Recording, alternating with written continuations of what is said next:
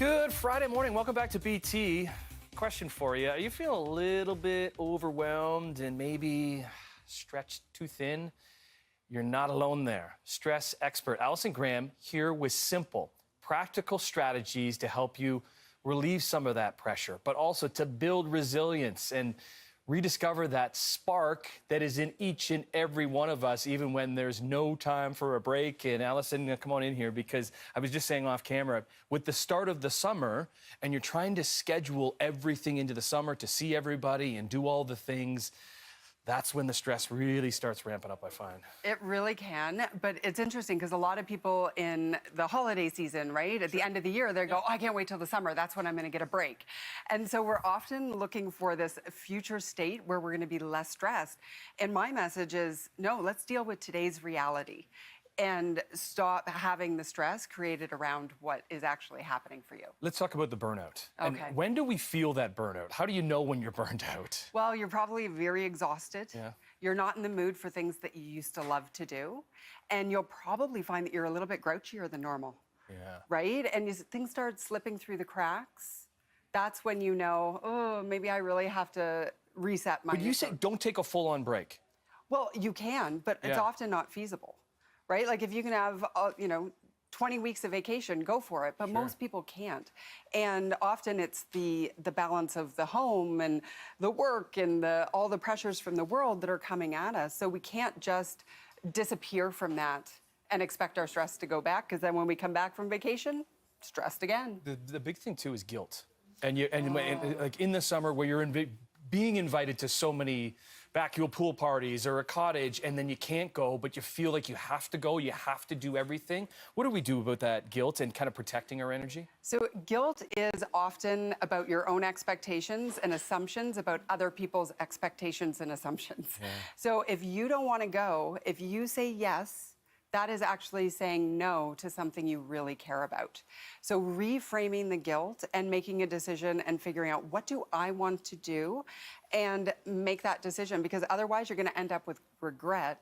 You're going to have a summer where it was everybody else's decisions and not your own. Yeah. Okay. You also say to zoom in and zoom out to identify issues you can solve and look at that big picture. Right. Well, it's both sides, because we actually get overwhelmed when we look at everything we have to do, that huge to-do list, where our power is almost like, in an iPad, you kind of zoom in, and if you just look at one item at a time, you don't get as overwhelmed. But also, if you look out, you zoom out and you say, okay, where's the context for this? And it actually can really shift our level of overwhelm and stress. Yeah, so shifting your perspective, shifting your stress. People will say it's the perspective. It's not the issues that cause the stress, it's our reaction to the issues. And that is controlled and influenced by how we perceive the challenges we face. And so you want to zoom in to get really clear on what you're dealing with, and zoom out to get context. You also remind us to shield ourselves from activities, but also the people in our lives that do drain us of that energy. There are. So you've got to recognize, when I'm with someone, am I feeling better for being with them, or am I feeling more drained? Identify those people. You don't have to cut them out of your life. Just minimize the amount of time, but also look at how you're contributing to that relationship. What soundtrack are you participating in? Because every relationship has two sides. It gets into a rut often. And if you change how you show up, the relationship has no choice but to eventually change. Yeah, and then that taps back into the guilt thing. Yes. Too, right? With friends, if you're not hanging out with friends that you used to hang out with all the time. But we all evolve as humans, right? That's right. And we always kind of change. Then what about stacking fun onto the mundane? Oh, this is fun, because often we get so busy, you forget who you are. Like, when was the last time you had a dance party while you were cooking, right? Or just you did a cartwheel down the hall, or high-five with somebody. What is it? Like, if you're having to do laundry, I remember coaching a client, she's like, look, the housework drives me nuts. It's causing me so much stress. I can get behind that, yeah. Right? And I'm like, well, what do you love to do? And she loved to listen to crime novels. So her time of cleaning and doing the laundry became her crime novel time, and it just stacked some fun onto the mundane. I can get get behind that because, yeah, in our house, a house of 5 with 3 kids, there's a lot of laundry to do. Yeah.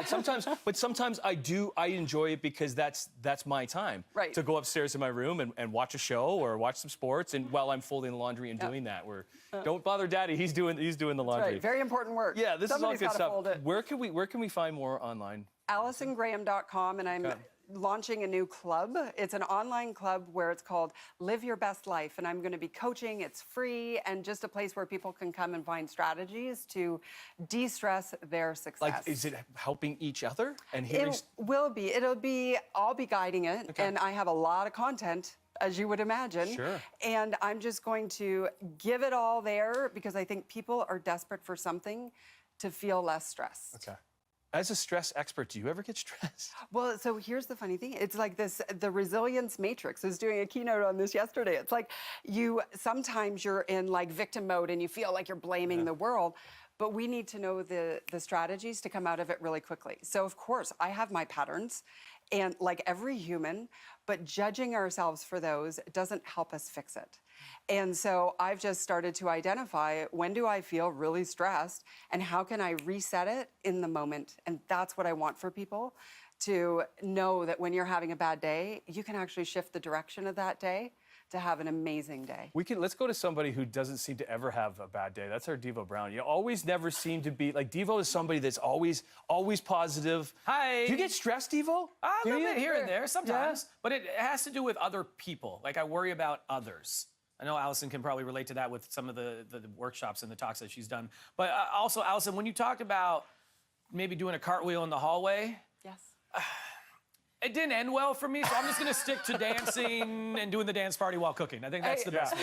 Or dance party while doing pet celebrations. Hey, let's do that. Pet celebration time. Thank you so much. Some great advice from Allison right there.